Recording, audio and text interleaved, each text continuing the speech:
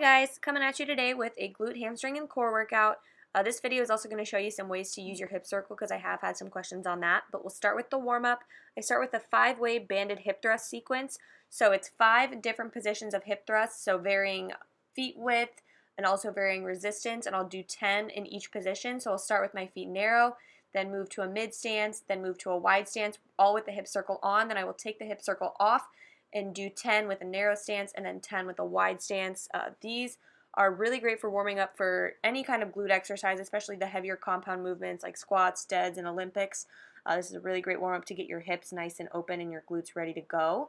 The next exercise is just 10 each on reverse lunges, so 10 reverse lunges on each leg. I definitely prefer reverse lunges over, forward lunges or walking lunges in terms of glute and hamstring activation. And then the last exercise in this warm-up you guys have seen before in one of my videos. It's the kettlebell orbit goblet squat. These are really great for working on your ankle, hip, shoulder, and back mobility. I hate these because they point out just how poverty my mobility is, especially since I sprained my ankle. My ankle mobility sucks, but it really does help improve them. And as you can see, I get a little deeper and deeper with every rep of this one. Alright, and now getting into the workout, the first superset is deficit snatch pulls, supersetted with dumbbell step-ups. With these snatch pulls, I did triples. I didn't include every set, but I'll just talk about the ones I included. So with a snatch grip, what a snatch grip is, it is a wide grip. When you're standing straight up, your grip should be wide enough that the bar kind of rests in your hip pocket. These are pretty heavy for the complex. My snatch max is 115. This is 135. The deficit is about a 3 to 4 inch deficit, I believe. I just stacked some mats on top of each other. But with these snatch pulls, they are really great at lighting up your glute and hamstring area. Obviously, you can't directly work the glute ham tie-in because that's not an actual muscle that doesn't exist. But that's where you feel these the most, or at least that's where I feel them the most, is right in that tie-in area. But yeah, a really great glute and hamstring exercise. Also forces you to get into some hip extension and be a little explosive. And then, like I mentioned to you guys in a previous video, I have been doing timed rests just for a little additional conditioning, not much, keeping the intensity high and also just to keep the workout efficient. And then moving on to dumbbell step-ups. With these, don't just think about pushing through your heel, but also focus on pushing through your midfoot, so that arch of your foot type area. That'll help put the focus more in your glutes and your hamstrings. But also when you're coming down, so on the descent, think about reaching back with your hips. That helps you avoid letting your knee track forward. Which would put the focus more in your quads and also in your knees where you really don't want it. And then additionally, with pretty much anything, these included, or like squats, deadlifts, etc., don't let your heels come up because then that also places the focus in your knee, which is no bueno at all. And up next we have my friend Garrett with his super awesome ponytail that is just killing the game right meow. Ponytail on fleek. And then this is Caden. He's literally, I think, like 15 years old.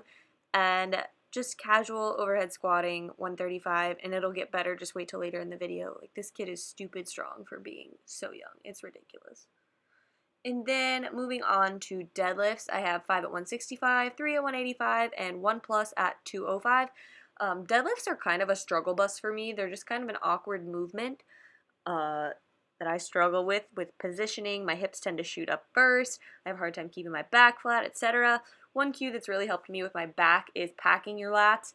I also try to think about trying to hold something underneath my armpit. So like trying to hold, like a pencil or something in my armpit that forces me to contract my lats. But also with deadlifting, you want to think about pushing and pulling at the same time. So pushing into the ground through your heels and your midfoot while pulling the bar up and keeping your lats tight and all that good stuff. And moving on. Oh, nope, just kidding. We're dancing. Go, girl. Go. Get down with your bad self, honey. Yes. Okay. So this was the 1 plus set at 205. I normally leave 2 to 3 in the tank with these depending on what Eric tells me to do or how many to leave. I was able to crank out 5 today, so I definitely was not mad about that. I did have to bust out the straps for some extra grip strength though. But yeah, I was pretty happy with these. Fucking meaty! Getting meaty! I told you guys this got better. 15-year-old casually squatting, overhead squatting, 225. It's fine. It's cool. It's whatever. It's just another day. So quick little demo on how to calculate your volume.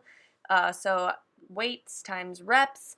and then times sets if that applies, but just since I did 5 at 165, 5 times 165, and 3 times 185, and then 5 times 205 is 2405. Emily, can you really not remember what you just looked at 2 seconds ago? I know it's hard sometimes, but you could try. Just try. All right, and so on to our next superset, we have Kang squats superset with barbell hip thrusts. So we'll start with the Kang squats. What a Kang squat is basically just a good morning into a squat. As a glute hamstring exercise, they'll give you a really nice stretch in the hammies in the good morning portion, and then obviously squats are going to work your glutes and your hammies as well. With these, really control the eccentric, so don't just throw your body around. You want it to be a good controlled movement.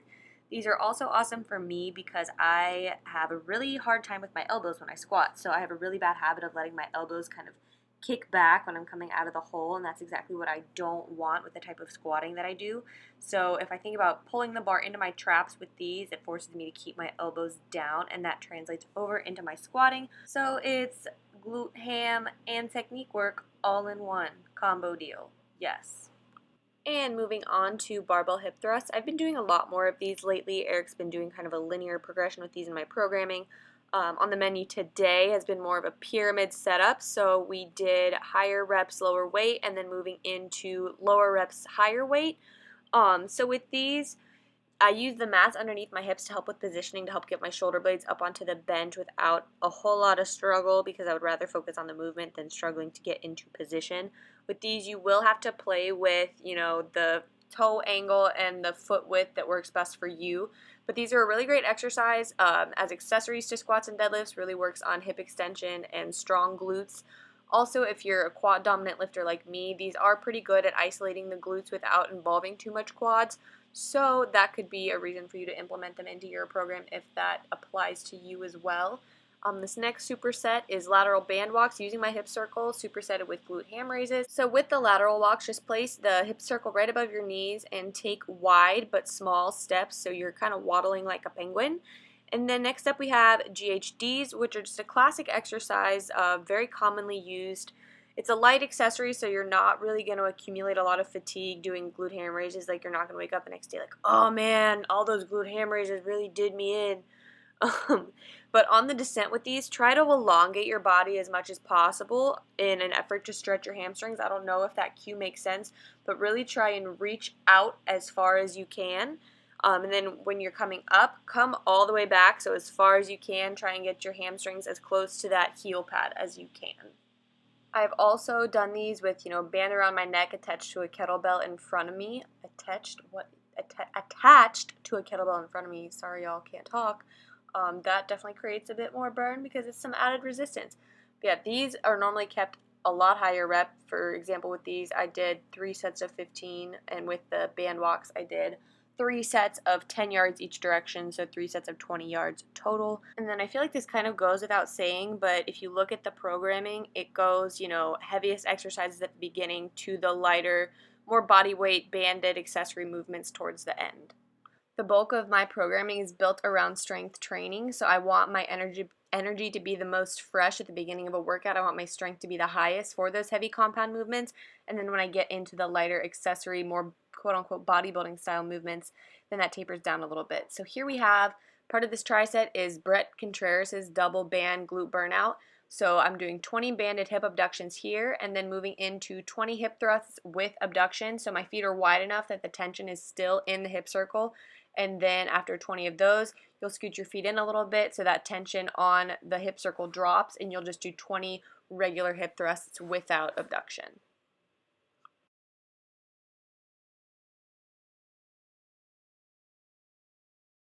And moving on to weighted single leg V-ups. So just take a plate. I used a 10-pound plate here. These are meant to be speedy at the contraction at the top. So you don't necessarily have to knock out each rep as fast as possible, but you do want the actual contraction to be very quick and snappy. I did speed these up here at the end just because there were a lot of them. But yeah, your abs have a lot of fast twitch fibers in them, so training them for speed is going to be helpful. And then the last exercise in this tricep, is just an ab rollout with the ab rollout wheel. With these, I really have to think about keeping my lats tight. Bring your torso up with your abdominals. Obviously, this is supposed to be an abdominal exercise. Don't just go on autopilot and use your arms to do it. But these really make me have to pee. Like, maybe I'm just squeezing super hard. As you can see, I have some really super cute calluses at the end, and somebody asked me about how I take care of my calluses.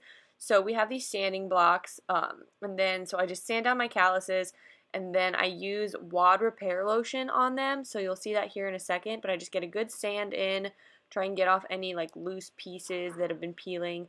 And I just take this WOD repair lotion. Here I have the rapid stick, and I just rub it all over my hands at the end of a workout after I've washed my hands. But yeah, I did include my discount code for that below. And now we're going to move into my current favorite post-workout meal. So starting off, I just got this French press for coffee recently, and I absolutely love it. So use coarse ground coffee and hot but not boiling water. Lightly stir it and then wait about 30 seconds and you'll stir it again. And then we're going to make some cream of wheat / oat bran and also a smoothie bowl. So we'll start with the smoothie bowl. I used about 16 ice cubes, and then we move over. Well, actually, I'm getting everything out of the fridge now. I like to get everything out so that I can just go bam, bam, bam from one station to another because I'm super freaking hungry. So we need 240 milliliters of cashew milk, which is 1 serving. Cashew milk is a lot creamier than like almond milk or soy milk or whatever. And then we're taking a scoop of our absolute favorite Snickerdoodle Select Protein. I only use 3/4 of a scoop for the smoothie bowl, and then I use the last remaining quarter scoop for my oats / cream of wheat. So yeah, then you just blend it, and then you'll have to mix it a couple times. So that's why I have the big wooden spoon. So you'll mix and you'll blend, and then you'll mix, and then you'll lick the spoon, and then you'll repeat, and until you obviously you have to lick the spoon while you're cooking. It's a part of the fun. But yeah, you'll just do that until you have the desired consistency that you want. And why am I making eyes at the camera? And my hair, wow, workout hair is so cute right now. So yeah, and then just put it in a bowl and then stick that in the freezer while you're cooking your oats / cream of wheat. Lately I've been doing this cream of wheat and oats combo because I like it a lot better than just one or other by themselves, and you will get the added iron benefit of the cream of wheat. So I just take half a serving of cream of wheat, mix it with a decent bit of water, probably about a cup, put it in there for a minute, and then you will take it out again and you'll stir it with a whisk, and then put it in for another 30 seconds. And my microwave is super dirty, I'm sorry. And then I'm just chopping up some banana here to put in my oats. And yeah, here we go. We are chopping the banana, and we love it, and we are singing about the banana. Oh, here we have the oat bran. And so then you'll just take the cream of wheat out of the microwave and then add half a serving, so 20 grams of oat bran. Stir it up with the whisk, stick it back in the microwave for about a minute. And chopping up the banana, super exciting. And then taking half a slice of this carrot cake bread that I showed you guys in a couple of videos ago. But right now is about when things go south. Oh. Just like this shot of your booty will not be in there.